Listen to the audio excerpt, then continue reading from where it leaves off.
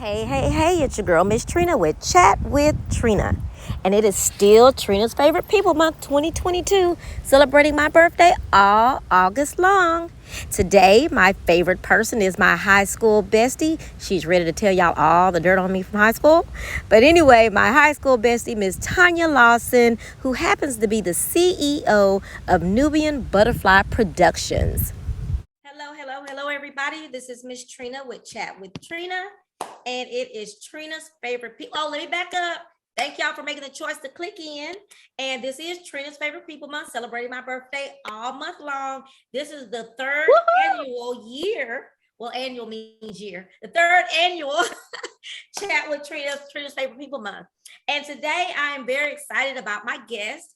She was actually my best friend in high school. Tanya Lawson. Woo. Hi, Tanya. Woo woo. Hi, Trina. Woo I already said your name, but that's your real live government name? Yes, matter of fact, my name is, now I got married in January, so my last name is Thomas, but I go by Tanya Lawson because everybody knows me by Tanya Lawson. Okay. So, yeah, I've been married for a couple of months now. Yeah. Oh, wow. Well, congratulations. Thank you. And they called when you were young, they called you Tony, like they called my sister. Yes, that was my nickname. And that originated from my mama had my real name was Tonia. And my mama got mad because one of her coworker had named their child like my name. So she changed my name to Tonya when I was like around about 3. Really? So yeah, that's okay, why they I knew call it was Tony. spelled differently. Okay, one time. Yeah. So where are you from and what high school did you go to? I'm from Houston, Texas. Woo-hoo! And I went to the Aldine Senior High School right there in Atlanta. Yeah.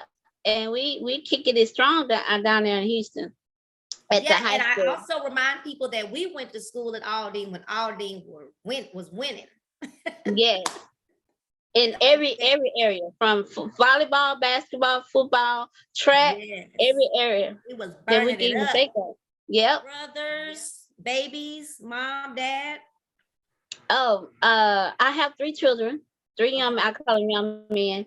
My oldest, actually 36, is Joshua Lawson. Jeremy Durrell, which is he's 30. He's 32, and then I got Calvin, the baby. He will be 27 on the 18th. Wow! Yep. I still can't believe Josh is that old. I have 6 grandchildren. Jeremy has 3, and Josh has 3. Okay. Kevin don't have any children. Yeah. Okay. Are y'all like being a grandma?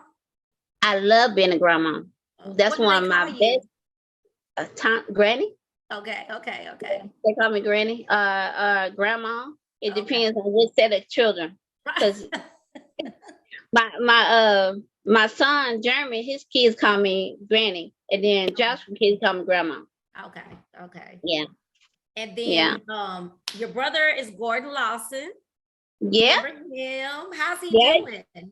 He's doing great. My brother is awesome. He's about to retire from UPS. You know, he had UPS job back in the days since high school. He started when he was 19. Yeah. So now he's about to graduate within next year. He's gonna not graduate until retire. He's gonna be retiring by next year.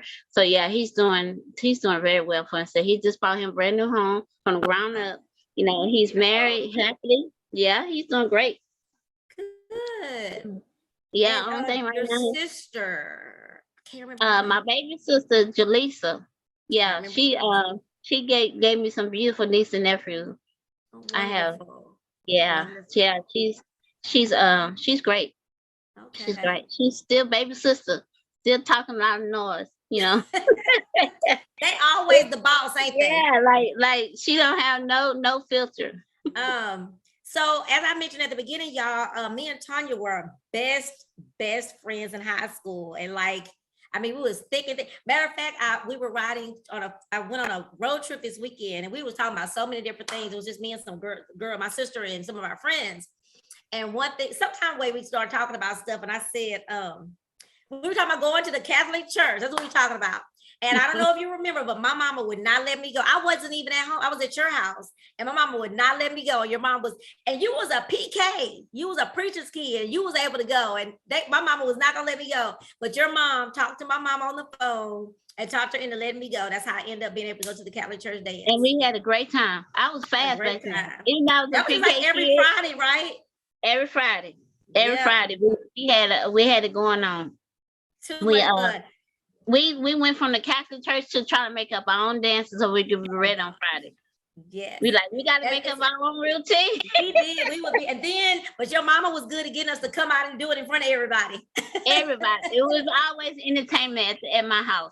You always have to perform. I think that's why I got the degree in acting and all that, because we always did entertainment. Always in entertainment. Always, and my dad always made sure everybody ate. My mom was to make sure everybody was able to get up and act a food. That's all. Right. Because your dad and and your mom and my dad was single at the time, and he used to hang out with your parents while we stayed there and had a good time while they went out and had fun. Yep. What was it like, if you don't mind me asking, to be a child or daughter of a preacher?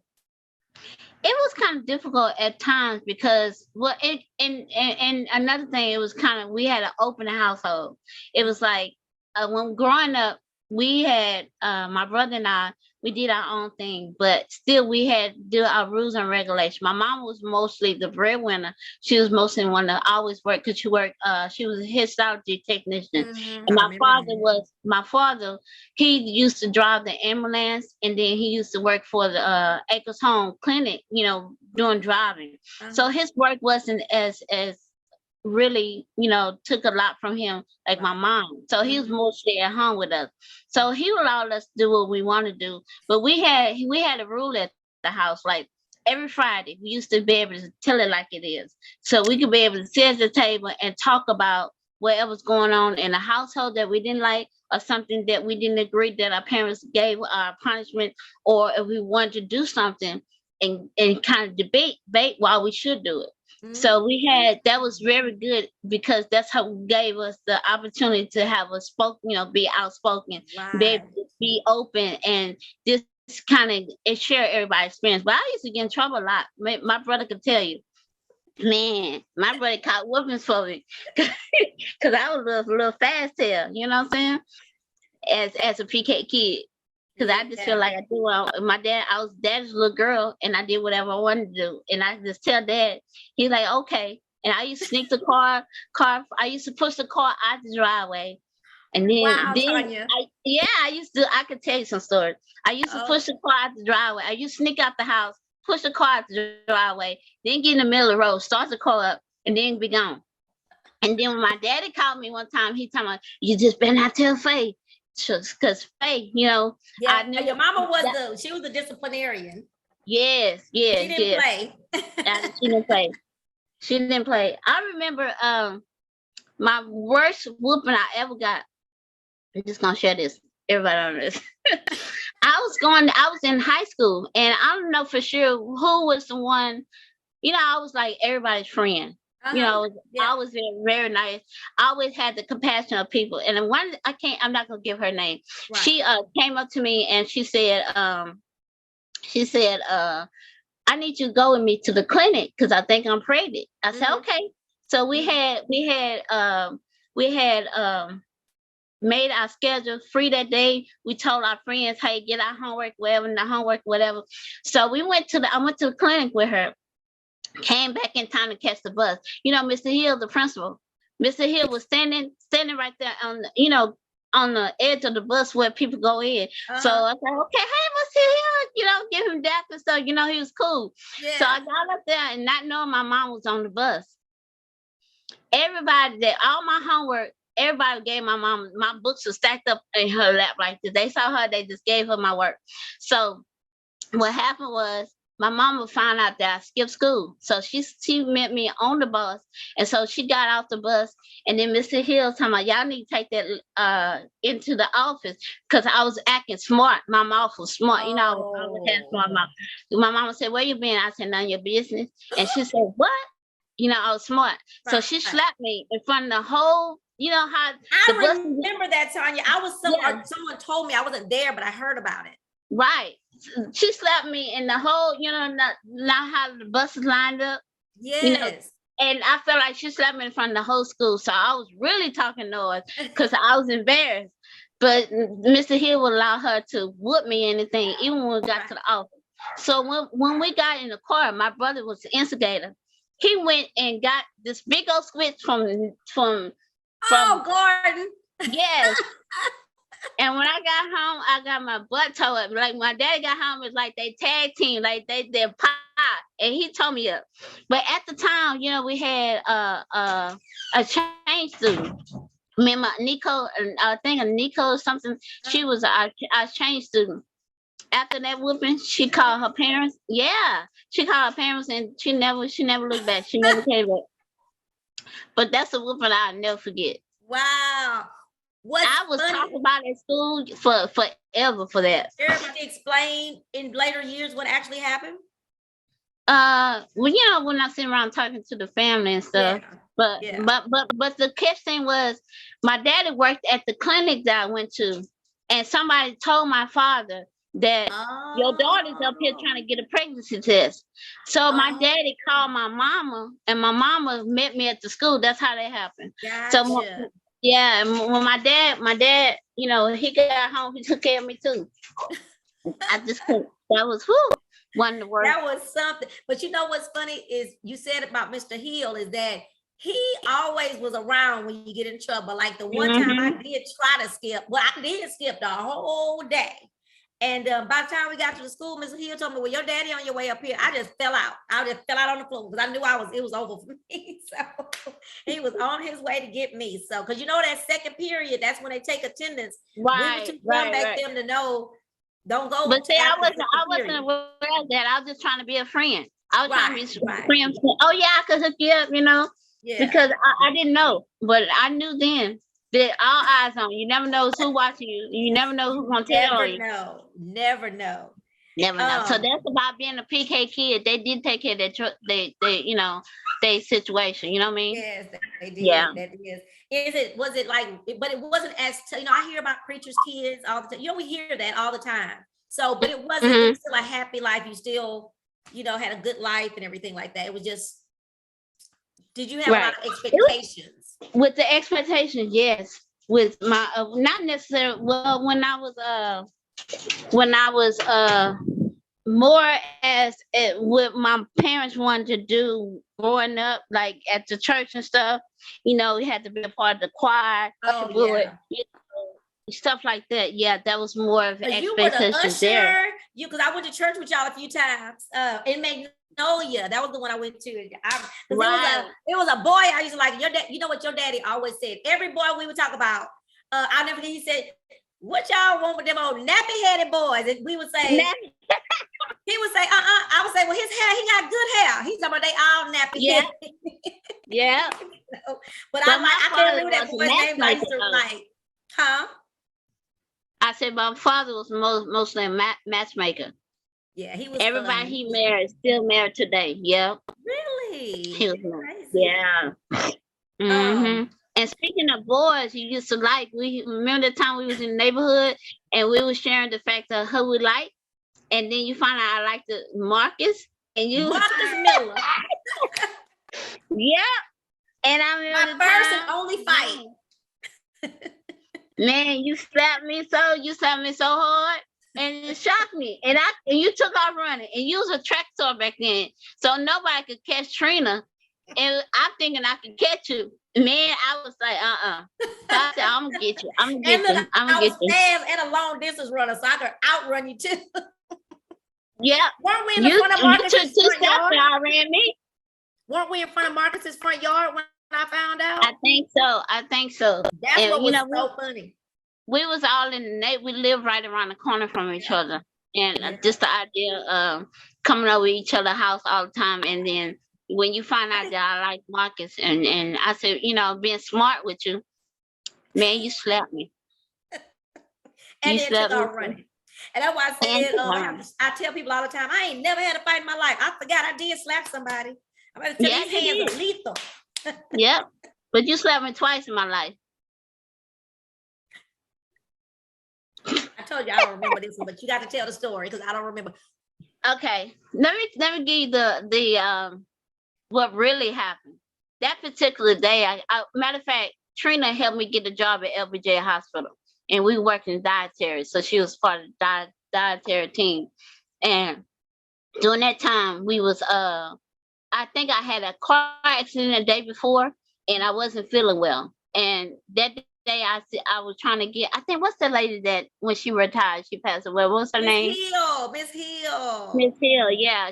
I went to her and told her I wasn't feeling well. Could I go home? And she told me, "Now, baby, you need to stay here, finish your shift." So, she was very hard, you know. So that particular day, I said, "Okay, I got a plan." So my plan was mostly, let me go fake this pass out. That's how I know you slapped me. So I went in the restroom, and the way our restroom was made, you go in, it was locker area, and then you go to another one, which is the actual stall area. So I took off my shoe, laid it over to the side, like if I fell out, okay, how, and then I positioned my body, I'll cricket, like I passed out, like so.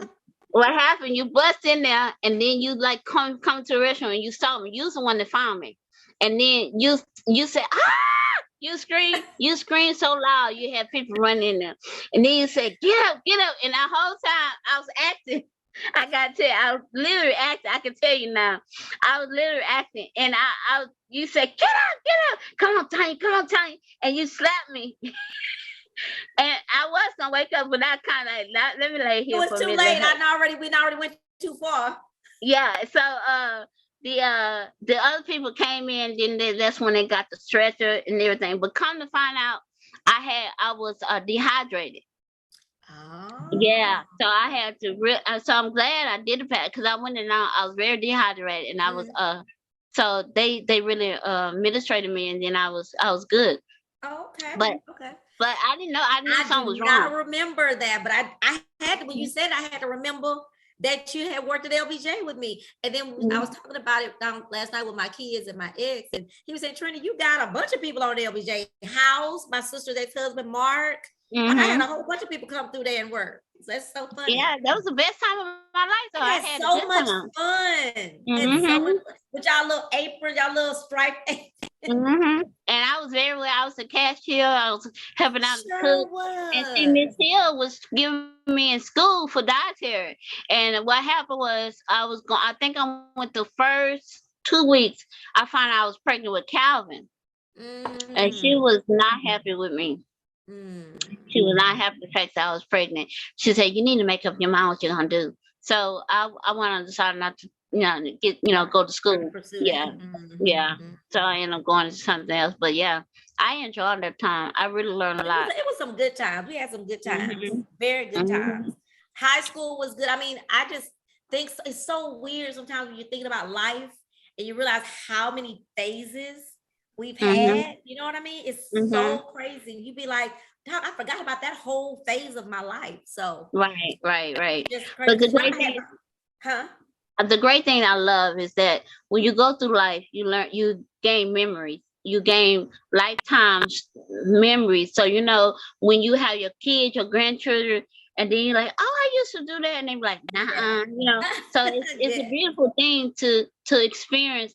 As growing up, as our parents was, they were so free spirit and allowed us to be us and to identify who we were and enjoy who we were as growing up teenagers, young adults, going to high school, everything. I think when I got pregnant in high school, I think that's when, I don't know if your mom allowed you to be around me, but I think that's where. Yeah, it wasn't my mom. I don't know. I thought we had talked about this, but I will say this as transparent as I can be. It freaked me out. Okay. Yeah. I was freaked me out. Yeah. Because we separated. Yeah. After that, but that was not my fault. I was actually I was raped at that time, and then so that's caused me to get pregnant at 14 and had him at 15. So that's why. But I'm grateful for the time now, even with Joshua. he's a beautiful blessing. So I Beautiful. knew And I knew so at that nice and time. mannerable. I knew at that time it wasn't good for me, but that Mm-hmm. was things I had to learn Mm-hmm. going through what I Going went forward. through. Yeah, Mm-hmm. moving I'll forward. say I had never had a friend that was pregnant and I didn't know what to do. I guess I was more naive, even though me and you was doing some things. We was doing some things, hmm but it just totally, and I remember thinking back on it too. Like so every so often in throughout my life, I thought back on it to say, oh, we were so tight, what happened? And that's when I remembered that I remember just totally freaking out. Like, how does that And happen? I didn't know you freaked out at the time. I didn't know. I Yeah, just know I was I going through never it. discussed it with anybody, just with Yeah. myself. That it just for my friend, we're in high school, uh, and it wasn't a judgmental thing. It was just it freaked me out. Like we roll together. How is she's gonna have a baby? Like we're how is she gonna have? So it was like that. It was my naive mind, like not being able to understand. And I lived with my dad at that time, so it wasn't like I really didn't have him to have this conversation with to be what do I do? How do I act? How do I, so Right. that's definitely what happened at that time. Um Yeah, because during that time for me, hold on. During that time for me, I was confused because, mhm, like you said, as PK kids, we sat down at the table. We was able to discuss my father and I, and then the idea of they didn't want me to have abortion. I can't talk. They didn't want me to have abortion, so it was more so. I'm gonna raise him. I'm gonna raise him. You have him, and I raise him. So I was able to go back into school mhm, like nothing happened, right. but it was still mental health is real. Right. It's Oh, still some things absolutely. it's still some things I had to challenge, dealing with low self-esteem because, when we was very active growing up with, since I was in softball using track, Mhm, and mhm. so it was like I was always into something. Yeah. And then actually get pregnant, I wasn't able to do those things. And then it caused the lashback for I think I was the first one at all being pregnant. At that I think age, I was at that probably. age, yeah. And so I had teachers talking about me, students talking about me. So the mental thing, I had Yeah. to Deal get with that. get strong, yeah, get strong with that. And then I knew when you stopped being around me, I just chunk it up like, well, Yeah. everybody can't handle it. Yeah. I don't Yeah. fault you for it, but Right. think, And I'm not trying to put my blame on anywhere and not take accountability for what I did, but I will say that I was very young. I think we yeah. both were very young. We were babies. So I definitely, and again, it comes to my mind every so often, especially when I was younger, especially when I Mhm. started having kids. I just would, or I would think about our friendship. I would be thinking, what happened? And that's when I would Mhm. remember that I backed away from Mhm. her because I didn't know what I cried. Like I cried. I remember crying more than once about you being pregnant and what am I supposed to do? How am I supposed to act? So it Yeah. was really interesting. And the way mental health is taught, that's why people are being more open about mental health now is Mhm. so cool. Because back then there would have probably been somebody for me to say, Mhm. how do I deal with my best friend? She's having a baby. Yeah. Yeah. Um, and then when you came back to school, because I didn't know when you had it, I didn't know anything because I had just like totally put my hands up. But it was a Mhm. very sad time for me because I didn't have the person that's been by my side like forever. So it was Yeah. definitely I had some definitely crying moments back then. I was very sad. But again, as I got older, it was like, you know, you find Yeah. that out. So, but I would like to publicly do apologize. I've always loved I you, know. and just being young and just didn't have anybody to talk to, regarding something like that. Which again Yeah. is why I'm so excited that there are people around that are open to talk to about stuff. Our counselors, Mhm. we had old school counselors. I don't went to a counselor Right. about to go to class somewhere, So Right. there Right. was no one like that to talk to. And again, being raised by your dad is like, Yeah. so when did you live in Dallas now? Talk to us Yeah. about moving to Dallas. Well, 2 years ago, everybody. I don't think everybody knows. I'm a producer, playwright, and I write plays and do a lot of things for the children in the summertime. So during the years, I think Nubian Butterfly came apart in 2000. So now it's like Nubian 20 years. Butterfly, right? Is that what you said? Okay. Yeah, Nubian Butterfly Productions. Been about 20 years now. So Oh. throughout those years, I just felt like I could never get to a point of getting ahead because I always wanted to learn more. But in being in position, I used to always have, I want to try to pay somebody to get through that for me, or since I don't know that, then I will try to pay somebody to do that part for me. Then I got to the point. Let me learn for myself. Let me educate myself. So I found a school in Dallas for motion picture film school, and so I decided to. Tyler Perry came and he blew up by turning his plays into movies. I feel like I could do the same thing too, but I want to learn how to do it. So I decided to come down here and go to school, and now I have a motion picture degree in that. So soon after I tour my play, then I'm actually going to turn it into a movie. That is so awesome. How did you get into starting the plays? How long you've been? Nubian has been around for 20 years.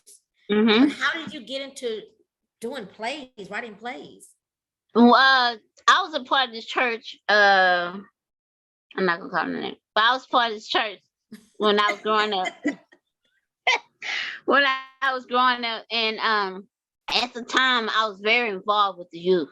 I was, loved to do things for the youth, and I was asked to do a skit, a play at that time to write one. And I just like I always say I'm not a writer, but come to find out I'm a really good writer. But I had went and started. I came up with a play called "If Jesus Came Today." What would you do? Because at that time, all I thought about. If Jesus came, what would I do? So I started writing a play about it, and then I was supposed to produce it at this church. And then when I got to the point of producing, I went and found the actors, had audition. Just kind of believe God was guiding me. And so when I did the play, the church did not want me to do it at the church. So I said, man, I done wrote all this. I'm finna find me a venue. And I went to the multiple, what is it in Acres Home? And did my first play I did there. And I had a great turnout, and I was able at the time, I was able to pay all my actors. Now down the years I had some issues in that area, but I was able to pay all my actors, and I think I had like $3 left. So I stood on the middle of the stage and say, Father God, this is my calling. I need you to train me, mold me, let me learn everything I need to do in this. And so I took those $3, the Father, the Son, and the Holy Ghost, and I just gave it back to God. And then from that point on, I met a young lady named Miss Deborah Atkins and Miss Norris, and I used to act for them. And then from me acting with them, I learned. I hooked up with Jerry P. Beasley, and I was able to be her stage manager, her production manager. So everything I was learning behind the scenes and on stage. So I love more behind the scenes instead of being on stage. Right. Then I went to Express Children Theater, and I learned how to market, because I used to market the children show. Then I went to the ensemble theater, and I was assistant stage manager. So all those things, God kind of gave me a training ground.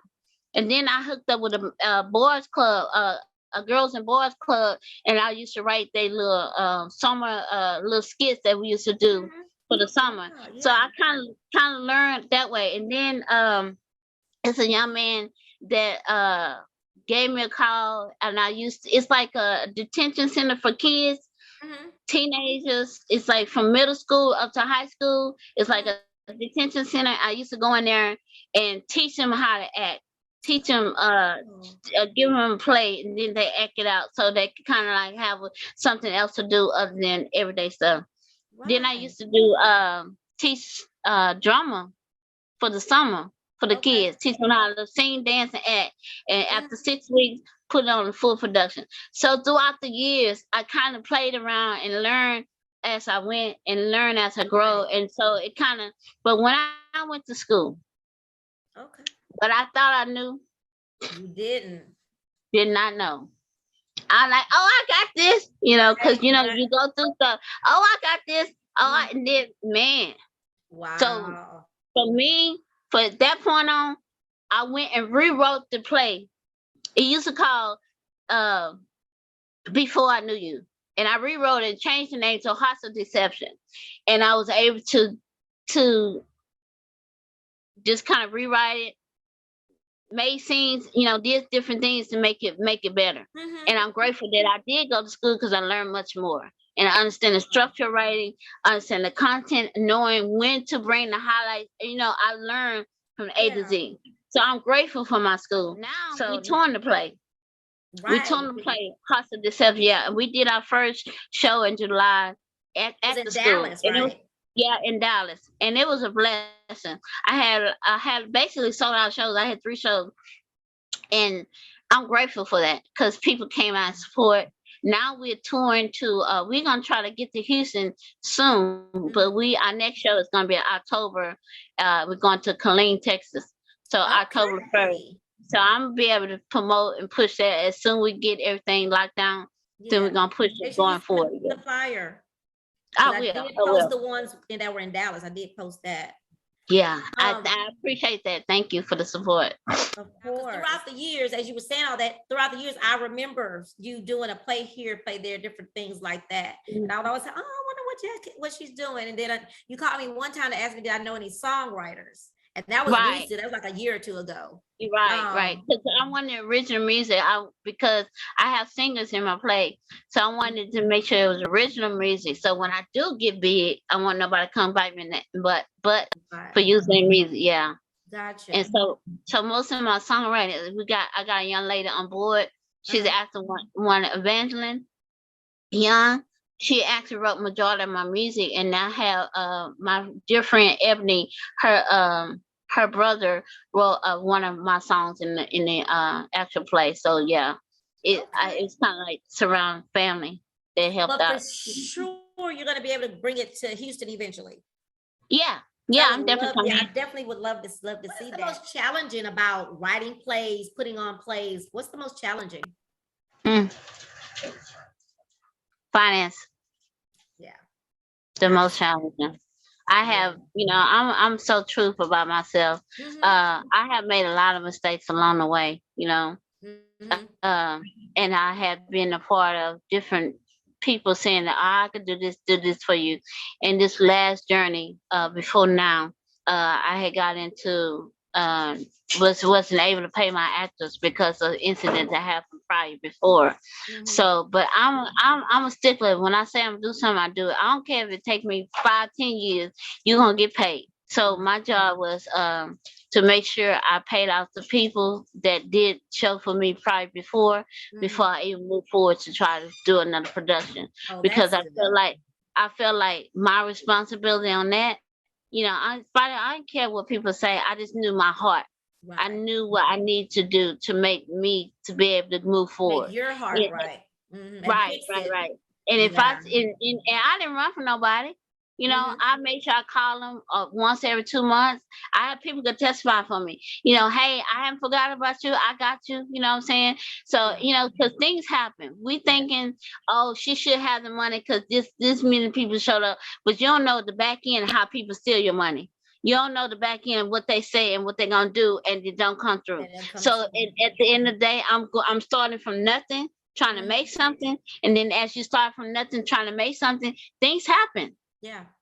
I'm real about that. The last time I did in Houston, I did 4 shows back to back. And then I was part of the person that I rented theater from. He caused me hell. So it was so much that from the back end, you don't know what goes on back end, but still I'm trying to be upfront with these people, let them know, hey, this is what happened. And then I learned through the walk, don't tell everybody your business. Don't share everything, because when you share everything, then they hold you accountable for what you say. So I learned, let me try to get this right. I'm not there yet. I'm not saying that I got it all together, but I'm in the process of getting it right. So hopefully, as I keep moving forward, God told me don't stop. Keep on moving. I don't care how many times, because anytime I did the play before, I get hit so hard and I wait 2 or 3 years before I do another. He told me, no, don't stop. Don't stop.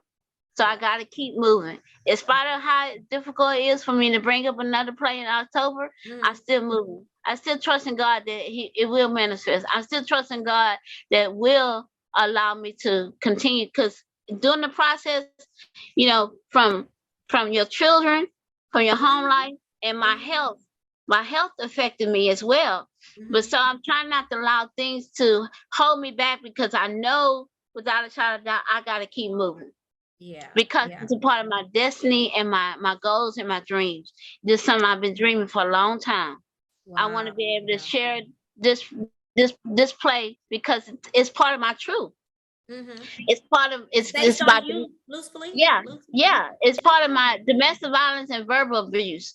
You know, it talks about, you know, about verbal abuse, how people speak things over your life, and then how it manifests in your life because you accept it in your heart, what they say. So I just kind of gave an example as far as what would happen when people say this, and how you could come out of it. And then being abused, being physical abuse, how you could come out of that. Some people can't come out of that. Some people can't snap back. But I'm a true believer and true soldier that you could come back from that. So I wrote about it. I wrote about different incidents that happened in my life, real life, that I just played on stage. And then when it's time to display it on movie, it's gonna be more in depth. Definitely. Because I got taught. That's my ministry. I got to talk about how you could, you know, get healed from past hurt, and even current hurt. You know how you. I'm still working on it. You know, I got married to an awesome man. He's so good to me. But it took me a minute to really, you know, I used to snap at him. Yeah, because, you know, because of my past hurt. Didn't realize I had to get healed, and then realize I had to be delivered from stuff so I could help my marriage. And I'm still working on that. You know, but the key thing is I'm working on it. Key thing is I love enough to keep on moving. Yeah. It's good to hear you say, and it motivates me to hear you talk about things that could have stopped you. You know, people talk about you, or people don't support it. I mean, just all people screw you over, like all of those things.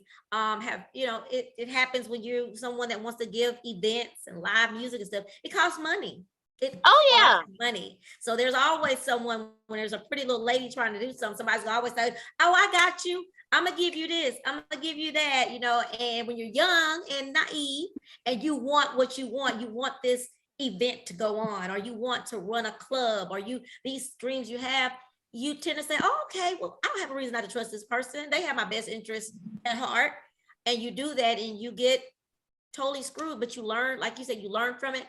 And for me to hear you say that it happened more than once, that makes me feel good, because it's oftentimes I walk away from things and be like, I was so dumb. I was such a dummy. Like, how could I believe that I was like, you were going to give me this club? How did I believe that? There was no paperwork signed.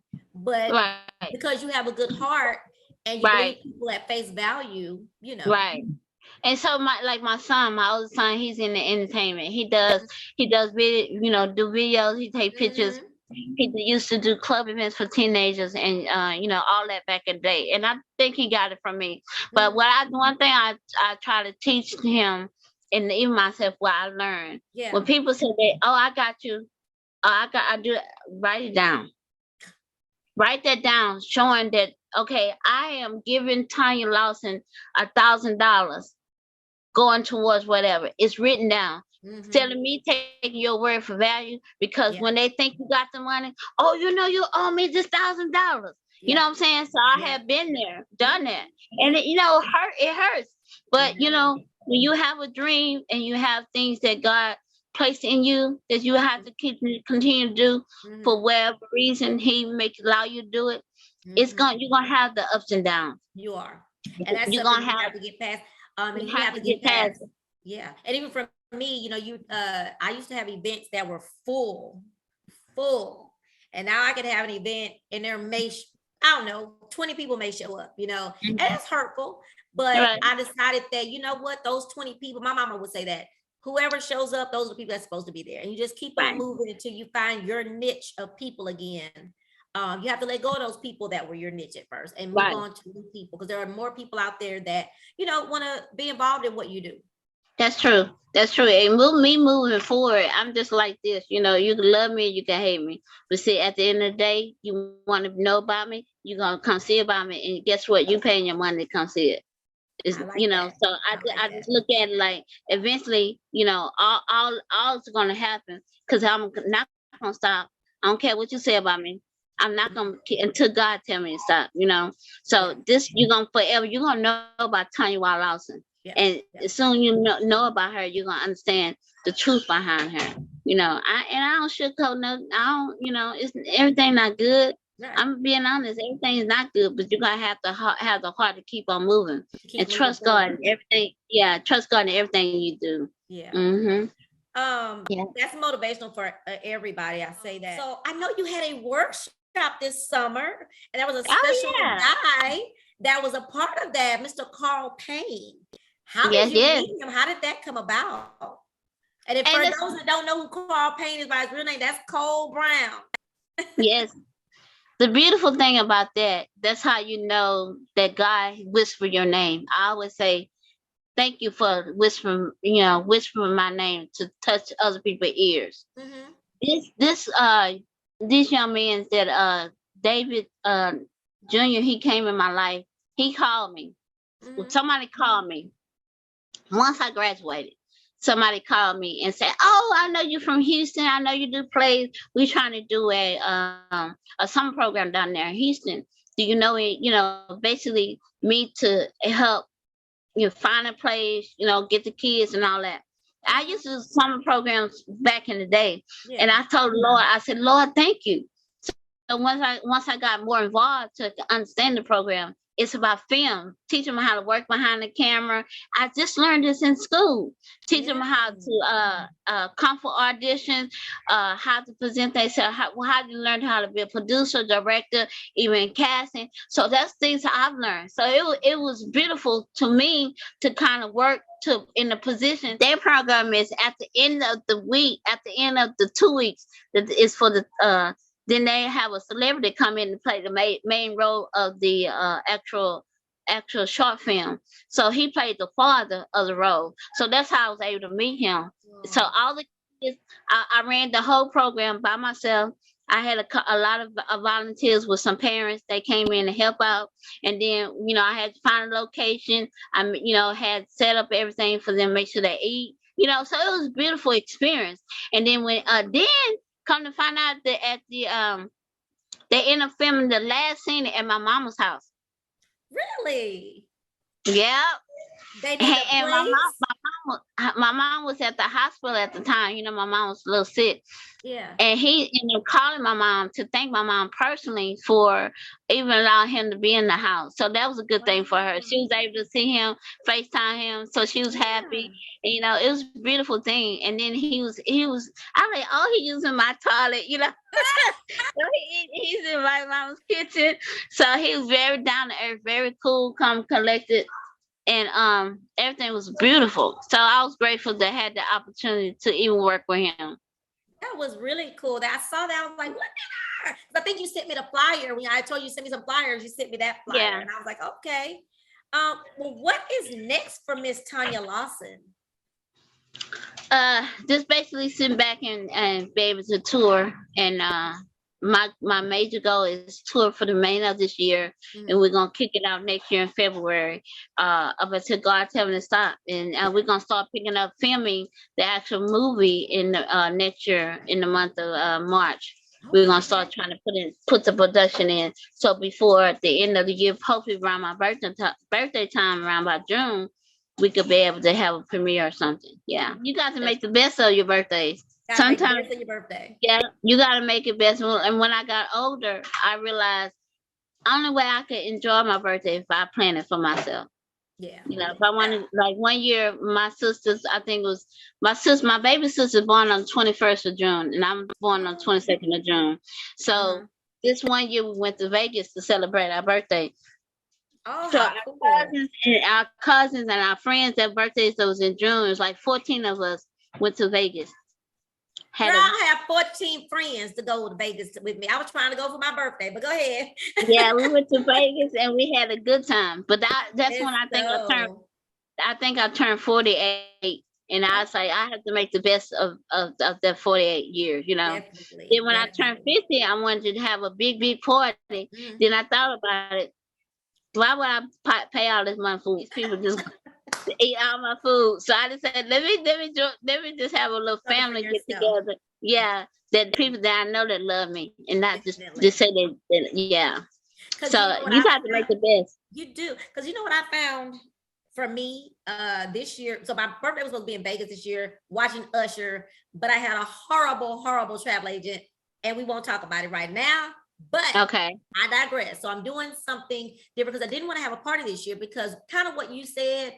I found that I can't enjoy my birthday sometimes because I get disappointed because people don't come. Back in the day, everybody came to my birthday party. But my 50th, I was very disappointed because I have celebrated so many 50th birthdays with people, so many birthdays with people. I go to everybody's birthday party.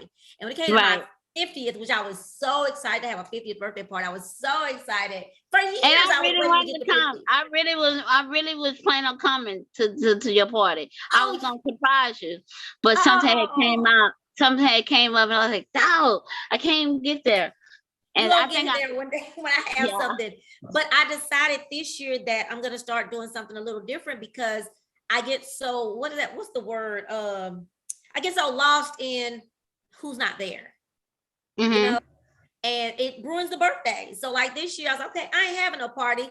I'm just gonna go tell people I'm there. If y'all come, you know, I'm going to a place that has live music. You know what I did? I got me a table. That's what I asked my kids for. They got me a table with 4 seats. If anybody want to come, they got to call and make their own 4 seats. That's all I got.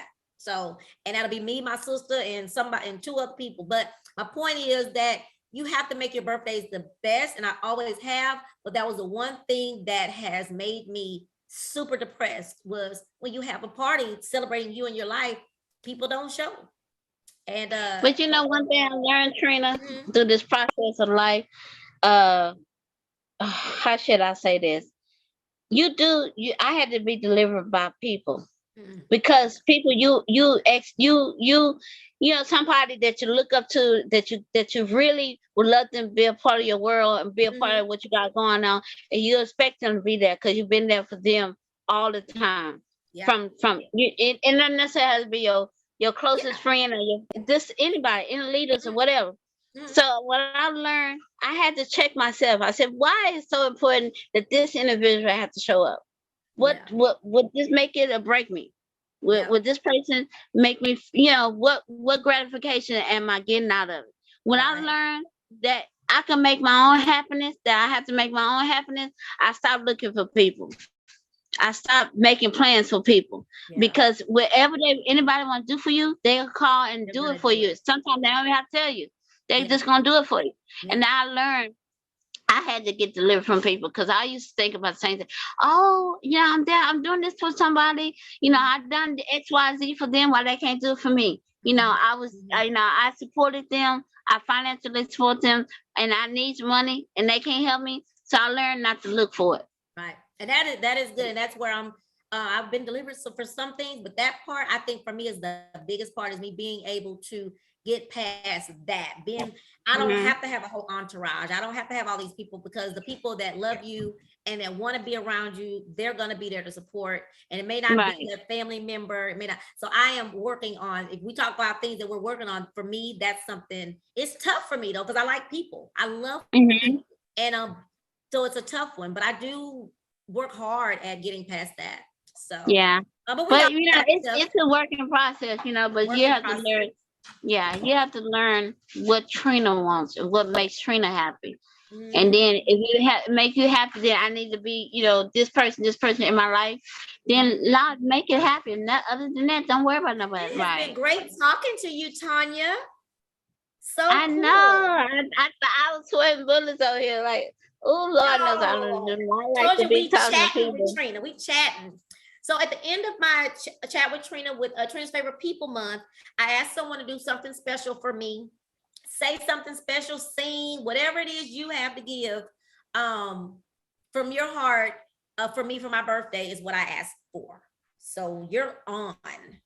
Well, I was wanting to say this. I want to quote a scripture. I could do all things through Christ that strengthens me. And I know with you, you could do all things through Christ that can strengthen you. Through everything you say you're having a hard time at work, just continue to be you. Continue. Everybody not gonna understand Trina. Everybody not gonna understand why she have the kind heart. They don't understand you. But then the beautiful thing about it, you continue to be you, and you will continue to shine. Continue. It blessed my heart to see you do what you do as far as what you're doing now live. I follow you. I follow your I love when you dance, when you do your dancing and your swing out, and that I remember I came to you one time and said, hey, I want to learn how to do that. Then after seeing you dance, I was like, this girl don't ever sit down. But that's you have that in your heart to keep on moving. That's what I'm looking at. You keep on moving in spite of what it looks like. And then to see your beautiful daughters. Oh my God. See them striving and doing well at school and graduate. That's a beautiful thing because they learn from the best. They learn from you had your times and your ups and downs, through when the babies were little. I remember, especially the oldest one. And going through your challenges, but you kept on moving. You didn't never give up. And I don't mean to cut you off, but I remember that. I remember calling you on during some times, and you definitely always give some good advice. Right. So you just continue to be you. That's all that you need to do, and continue to have the creativity mind that you have, even from navigating what is it you did the cruise, navigating the dance, the seminar, all that. Continue to be you, because eventually people gonna catch on and want pick you up and run with it. Don't stop. That's all I can say. Do not stop. And I want to personally thank you for giving me an opportunity to be a part of your birthday celebration, and then allow me to tell all my dirty laundry. Dirty laundry, and tell everybody how I slapped you. So I definitely would keep in contact with you and let you know through my process, and let's keep each other's up in prayer and to keep on moving. Well, I want to say thank you.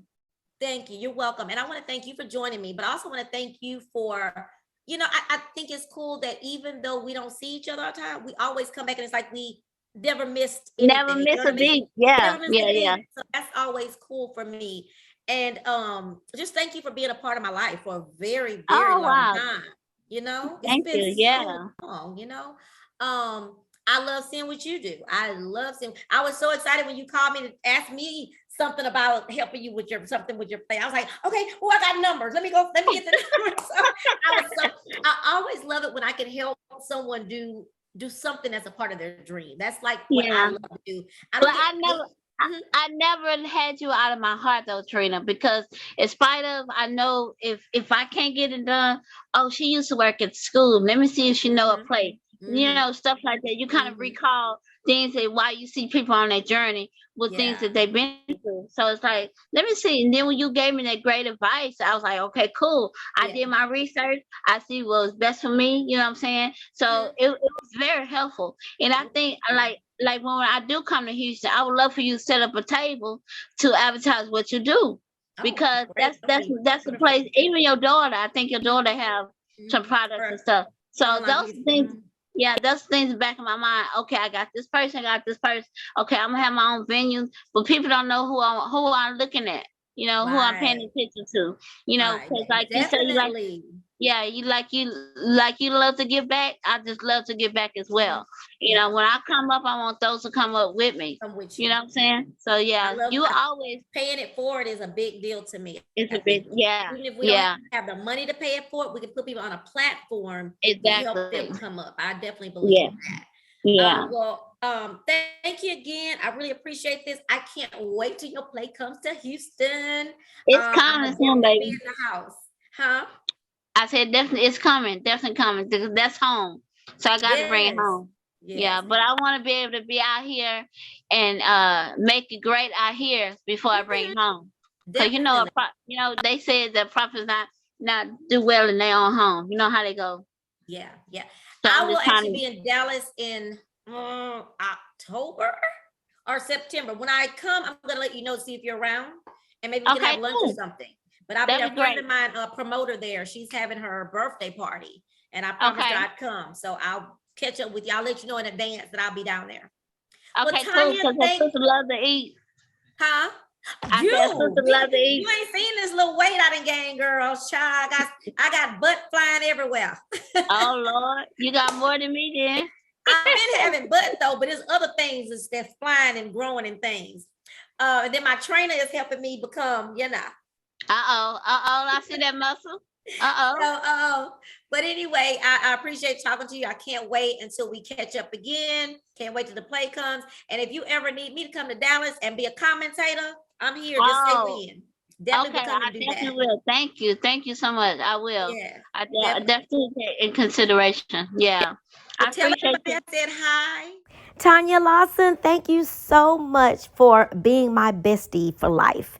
And no matter what we've gone through, we will always be besties and blood sisters. I am so proud of you and what you're doing, have done, and are continuing to do with Nubian Butterfly Productions. I can't wait to see what comes in the future, and I'm going to be there front row when you come to Houston. And if there's ever anything that I can do to help you make your dream, give me a call. Love you, and thanks for celebrating my birthday with me. Guys, make sure y'all go to youtube.com/chatwithtrina. Hit subscribe. Click the bell so you can be notified when I upload a new video. And also, don't forget to share, like, comment. Bye.